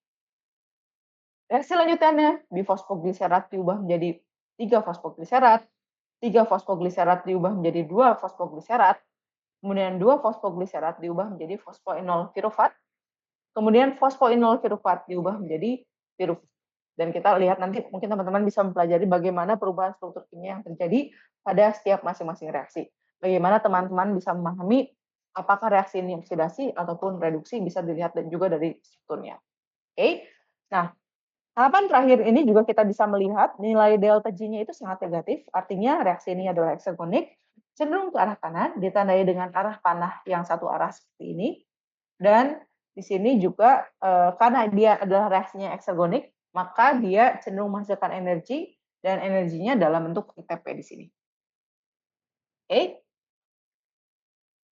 Oke, di sini hasilnya ada dalam tahapan ini ada 1 ATP digunakan untuk aktivasi glukosa 6-fosfat, 1 ATP digunakan untuk mengubah fruktosa 6-fosfat menjadi fruktosa 1,6-difosfat. Lalu pada akhirnya di tahapan payoff phase ada 4 ATP yang dihasilkan dari 2 tahapan berbeda. 4 ATP ini tentunya dari 2 senyawa gliseraldehyde fosfat dan sebagai netnya maka hanya ada 2 ATP dan 2 NADH yang dihasilkan dari proses glikolisis. Oh, ini izin bertanya dari Azam ya. Azam bertanya, mengapa lemak baru dipakai terakhir untuk membentuk energi, meskipun energi yang dihasilkan lebih banyak? Apakah karena homeostasis tubuh lebih dekat ke glukosa, sehingga karbohidrat lebih didahulukan? Oke, jadi tadi ya, apa? Jadi jadi lemak itu sebetulnya bukan yang terakhir. Lemak itu adalah prioritas kedua. Jadi koreksinya ya. Yang pertama, prioritas pertama untuk menghasilkan energi itu adalah glukosa terlebih dahulu. Kenapa glukosa? Kalau kita lihat sifatnya, tadi dalam tubuh kita itu ada yang namanya glucose pool fatty acid pool, ada yang namanya amino acid pool. Pool itu apa artinya? Glukosa bebas itu ada di dalam sitoplasma, ada di dalam saluran darah untuk dengan cepat dimanfaatkan oleh organel sel misalnya atau oleh sel dalam suatu reaksi biokimia untuk menghasilkan energi. Nah, glucose pool ini apa? Glucose pool ini yang tadi kita harus mempertahankan kadar glukosa dalam darah sekitar 90 sampai 110 mg per desiliter gitu. Nah, kemudian ada beberapa sel dan juga organ di dalam tubuh kita yang hanya bisa menggunakan glukosa sebagai sumber energi, bukan yang lainnya. Misalnya eritrosit, misalnya sel-sel dalam otak kita, gitu. Dan tentunya ini terkait dengan homeostasis tubuh juga. Setelah glukosa, prioritas kedua itu adalah lemak terlebih dahulu yang digunakan sebagai sumber energi. Baru kemudian terakhir itu adalah protein. Maka kondisi terparah dari seseorang yang mengalami malnutrisi adalah ketika ototnya digunakan sebagai sumber energi sehingga tidak ada lagi simpanan otot. Gitu. Sehingga sangat kurus gitu, lingkar lengannya itu sangat rendah, bobotnya itu sangat rendah karena massa ototnya itu sangat rendah. Itu kondisi malnutrisi yang terburuk. Jadi, nah tadi ya, pertama seperti itu konsepnya. Lalu kenapa glukosa itu cenderung menjadi prioritas pertama? Karena kita tahu bahwa sebagian besar tubuh kita itu disusunnya oleh air. Air ini ada di mana? Ada tadi di darah, di sitoplasma yang merupakan bagian utama dari sel. Jadi bagian terbesar dari sel ya kalau kita lihat luas areanya mungkin sitoplasmanya di air. Nah, glukosa ini sifatnya polar. Polar ini mudah larut di dalam air. Nah, kalau kita bicara mengenai darah, glukosa itu tidak butuh transporter khusus untuk bisa didistribusikan ke berbagai organ. Beda halnya dengan lemak. Lemak nih misalnya, kalau dia ingin dimanfaatkan, misalnya kita butuh sumber energi, kemudian lemaknya ada di dalam abdominal fat kita, ada dalam, jadi energinya misalnya kita butuh di kaki gitu, kemudian lemaknya ada di perut kita. Bagaimana lemak ini bisa ditransfer gitu ke kaki gitu? Potensi lemak yang ada di perut kita bisa ditransfer ke kaki. Pertama lemak ini harus dipecah dulu dengan adanya keberadaan lipase dari simpanannya. Kemudian untuk bisa ditransfer di dalam saluran darah itu tidak mudah karena lemak itu sifatnya itu nonpolar, dia butuh transporter khusus. Bisa dalam bentuk lipoprotein LDL, HDL, VLDL, bisa dalam bentuk kilomikron, mungkin teman-teman pernah mendengar, atau bisa dalam bentuk serum albumin, dia butuh transporter khusus.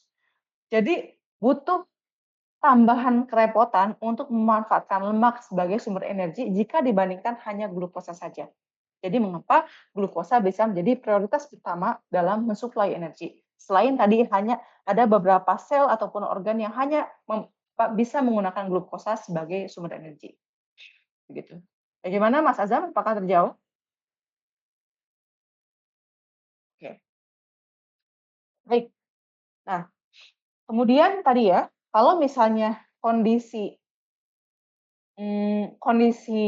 dalam sel itu terbatas oksigennya, maka pirufat tidak bisa dilanjutkan, khususnya di dalam mitokondria dengan proses oksidatif, tapi dia difermentasi istilahnya menjadi misalnya laktat kalau dalam sel mamalia, tapi dalam proses perubahan atau konversi piruvat menjadi laktat, dia membutuhkan NADH juga sebagai produksi.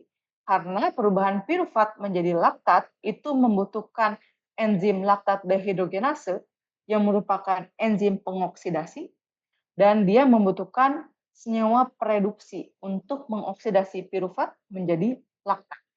Dan NADH ini dari mana? Tentunya dia disuplai dari tahapan of phase dalam proses glikolisis. Oke.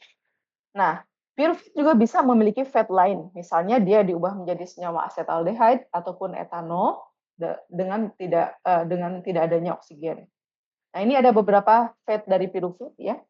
Bisa digunakan untuk dikonvert menjadi sitrat dengan sebelumnya diubah menjadi asetil-CoA terlebih dahulu, kemudian bisa diubah menjadi asam lemak, bisa diubah menjadi etanol, bisa diubah menjadi asam amino dengan adanya proses transaminasi dan lain sebagainya. Jadi banyak interkoneksi dari senyawa piruvat ini. Oke. Nah, tadi kita bicara mengenai bagaimana glukosa ini mengalami proses glikolisis. Simpelnya misalnya kita punya makan gitu sukrosa, kemudian sukrosa dipotong oleh enzim sukrase menjadi fruktosa dan juga glukosa, kemudian glukosa masuk ke dalam glikolisis untuk dirubah menjadi asam piruvat. Lalu bagaimana nasib si fruktosa? Nah, ini adalah gambaran dari feeder glikolisis. Jadi bagaimana nasib gula-gula selain glukosa untuk bisa masuk ke dalam glikolisis proses. Misalnya galaktosa. Galaktosa itu kita tahu merupakan salah satu monomer dari gula laktos. Dia dipecah dulu oleh laktase menjadi glukosa dan juga galaktosa, kemudian galaktosa mengalami konversi menjadi UDP galaktosa, UDP glukosa, kemudian menjadi glukosa 1 fosfat dan glukosa 6 fosfat. Lalu bagaimana manosa? Kita tahu manosa adalah salah satu gula dalam struktur hemiselulos ya. Dia bisa dimanfaatkan juga dong di dalam oleh bakteri begitu ya. Nah, manosa ini perlu diubah terlebih dahulu menjadi manosa 6 fosfat, kemudian diisomerisasi menjadi fruktosa 6 fosfat dan lain sebagainya. Jadi ini menunjukkan feeder dari proses glikolisis yang menunjukkan bagaimana gula lainnya selain glukosa, spesies gula lainnya bisa diproses atau bisa masuk ke dalam alur glikolisis. Lalu ini ada bagaimana awalan proses glikogen yang merupakan polimer dari glukosa itu bisa dimanfaatkan dalam proses glikolisis dengan diawali dengan proses hidrolisis glikogen terlebih dahulu. Tapi uniknya dalam proses hidrolisis glikogen ini yang terjadi adalah fosforilasi. Jadi biasanya kan dalam proses pemecahan ikatan kovalen atau ikatan glikosidik ini yang dibutuhkan adalah yang menjadi nukleofilnya itu adalah air ya, yang memecahnya. Tapi di sini justru yang menjadi nukleofilnya itu adalah fosfat inorganik dan akhirnya dihasilkan glukos 1 fosfat. Oke, jadi glikogen itu tentunya mirip seperti pati gitu ya. Dia disusun atas gula yang nanti ada ikatan yang linear dan juga bercabang. Yang linearnya itu dipecah oleh glikogen fosforilase, sementara yang cabangnya itu dipecah oleh alfa 16 glukosidase. Sehingga dihasilkan senyawa gula-gula sederhana, glukosa sederhana. Begitu. Nah, ini lebih lanjutnya bagaimana tadi galaktosa diubah bisa masuk ke dalam glikolisis. Oke. Data pada tabel ini menunjukkan konsentrasi beberapa intermediate dalam alur glikolisis gitu. Mulai dari tadi ada glukos 6 fosfat, fruktos 6 fosfat dan seterusnya sampai ke NADH yang merupakan produk dari salah satu tahapan of phase dalam glikolisis. Nah, selain glikolisis, tadi di awal saya juga mengenalkan mengenai istilah gluconeogenesis. Itu adalah bagaimana glukosa dalam darah kita itu di-recover dari senyawa selain yang backbone-nya itu glukosa. Apa itu? Bisa tadi ada gliserol, ada asam amino misalnya. Ini penting karena tadi ada beberapa organ yang hanya bisa memanfaatkan glukosa sebagai sumber energinya. Misalnya otak, testis, sel darah merah, dan juga bagian medula pada ginjal. Oke. Kemudian apa saja tadi carbon skeleton atau substrat-substrat yang bisa dimanfaatkan dalam gluconeogenesis. Ada pirufat, ada laktat, ada gliserol, ada asam amino dalam bentuk alanin ataupun glutamin. Oke. Dan gluconeogenesis ini pusatnya terjadinya itu adalah di hati. Nah, bagaimana alur dari gluconeogenesis? Kalau kita lihat secara keseluruhan, sebetulnya alur gluconeogenesis itu adalah kebalikan dari glikolisis. Jadi kebalikan nih, dari ada 10 tahapan juga sama. Kita lihat di sini ya, dari pirufat, oksaloasetat, fosfoinulpirufat sampai ke glukosa. Enzimnya pun sebagian besar itu sama, menggunakan enzim yang sama di sini, terutama enzim-enzim yang ditandai dengan warna biru. Tapi ada pengecualian, ada 3 enzim berbeda jika dibandingkan dengan enzim yang ada pada glikolisis, yaitu ini. Nih, 3 enzim, 3 atau 4 ya, enzim utama berbeda, pirufat karboksilase, fosfoenolpirufat karboksikkinase, kemudian fruktos 1,6-bifosfatase, dan glukosa 6-fosfatase. Nah, kalau teman-teman mengingat kembali tadi di awal, saya tanyakan, misalnya ada tahapan, glukosa diubah menjadi glukosa 6-fosfat, ini delta G-nya tadi bagaimana? Sangat negatif. Kan? Tahapan ini juga sama, dia punya delta G yang sangat negatif. Kemudian tahapan ini juga sama, ini dia memiliki delta G yang sangat negatif. Artinya apa? Delta G yang sangat negatif ini artinya reaksinya eksergonik, dia cenderung ke kanan dan irreversible. Maka untuk bisa memastikan reaksi ini dibalikan, maka dia butuh bypass. Bypassnya apa? Yaitu menggunakan enzim yang berbeda dibandingkan enzim yang digunakan pada proses glikolisis tadi, di luar enzim-enzim yang ditandai dengan warna biru ini ya. Jadi keberadaan enzim yang berbeda pada proses gluconeogenesis ini tujuannya adalah untuk membypass proses-proses yang memiliki nilai delta G yang sangat negatif tadi. Itu kira-kira. Dan tentunya tadi ada kalau lokal kontrolnya misalnya ini, fosfofruktokinase itu mengubah fruktosa 6-fosfat menjadi fruktosa 1,6-bifosfat. Tapi kebalikannya, fruktosa 1,6-bifosfatase mengubah fruktosa 1,6-bifosfat menjadi fruktosa 6-fosfat. Dan dua enzim ini akan sangat tergantung oleh konsentrasi ATP dan juga AMP di dalam tubuh. Misalnya, ketika ATP kita berlebih di dalam sel, artinya sel kita kondisinya lagi kaya nih energinya, lagi tidak kecapean. Maka apa? Glikolisis akan dihentikan. Dia akan menghentikan kinerja fosfofruktokinase. Nah, tetapi misalnya ketika tubuh kita berlebihan konsentrasi AMP-nya, AMP ini adalah turunan lanjutan dari ATP, ATP dipecah menjadi ADP, kemudian dipecah lagi menjadi AMP, artinya tubuh kita itu sangat kelelahan gitu. Kalau misalnya AMP itu sangat tinggi. Maka ketika AMP sangat tinggi, dia akan mencegah aktivitas enzim fruktosa 1,6-bifosfatase. Dia akan mencegah proses gluconeogenesis.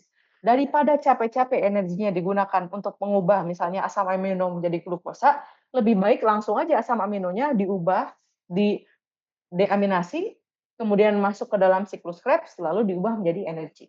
Gitu kira-kira. Jadi makanya nanti ada proses namanya regulasi.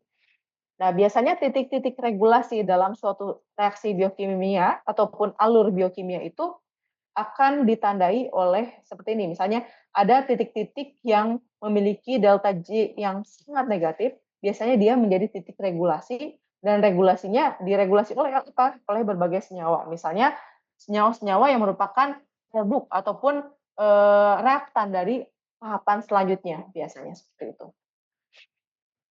Oke. Nah, terakhir ya, setelah gluconeogenesis, kita perlu mengenal yang namanya hanya mengingat kembali ya, ada yang namanya jalur pentose fosfat. Apa tujuannya? Jadi ketika glukosa 6-fosfat tidak diubah menjadi asam pirufat, tetapi dia diubah menjadi gula yang memiliki jumlah atom karbon sebanyak 5. Tadi di awal saya sudah menerangkan juga. Nah, selain dia menyediakan backbone ataupun struktur dasar untuk membentuk struktur asam nukleat seperti RNA ataupun DNA, proses ini juga penting untuk bisa menghasilkan NADPH di dalam sel. Mengapa NADPH penting? Karena NADPH ini bisa dimanfaatkan dalam proses biosintesis. Biosintesis apa? Biosintesis makromolekul dalam anabolisme. Sebagai contoh misalnya biosintesis asam lemak. Tentunya tubuh kita juga secara aktif memproduksi asam lemak dong. Karena apa? Karena kita butuh untuk mengganti struktur fosfolipid bilayer dalam membran kita. Membran kita kan beregenerasi, dia butuh diganti terus asam lemaknya. Dan asam lemaknya perlu disintesis oleh tubuh kita. Bagaimana asam lemak disintesis? Dia harus ada prekursornya atau substratnya, dan dia juga butuh NADPH sebagai senyawa produksinya. Kemudian NADPH juga penting juga dalam mekanisme antioksidan kalau teman-teman masih ingat.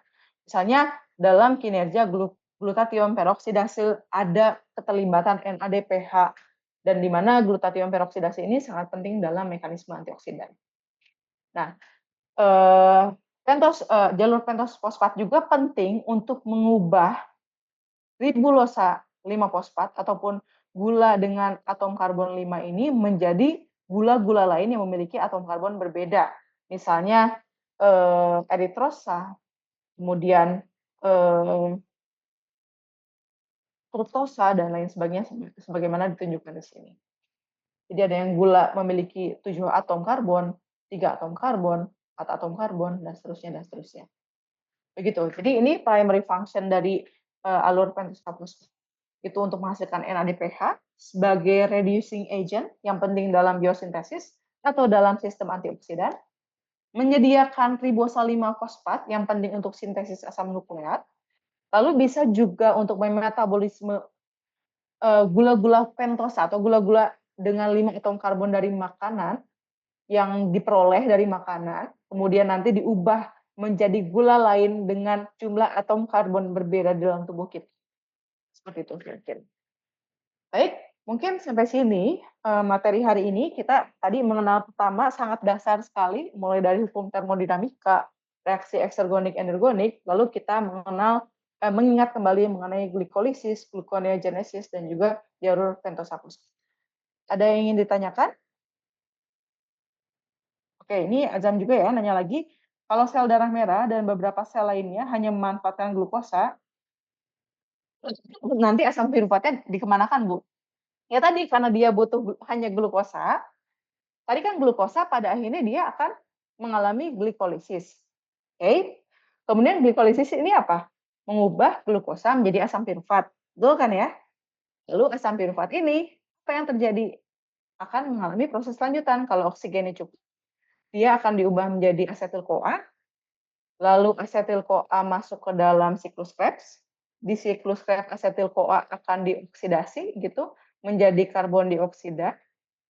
Lalu nanti akan dihasilkan beberapa senyawa produksi yaitu NADH, lalu dihasilkan juga ATP, lalu dihasilkan juga FADH.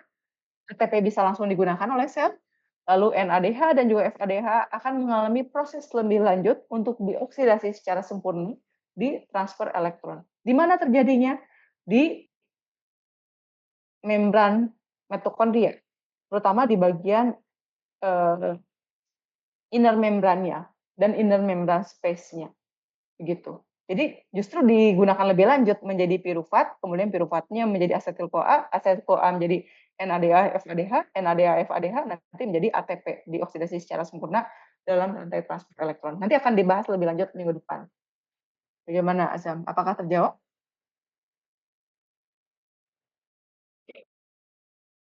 Oh iya. Oh iya ya. Oke. Nanti coba saya akan mengecek kembali ya kalau seperti itu. Kalau misalkan sel-sel lain jelas ya, kalau misalkan kayak sel medula dari ginjal begitu dan lain sebagainya.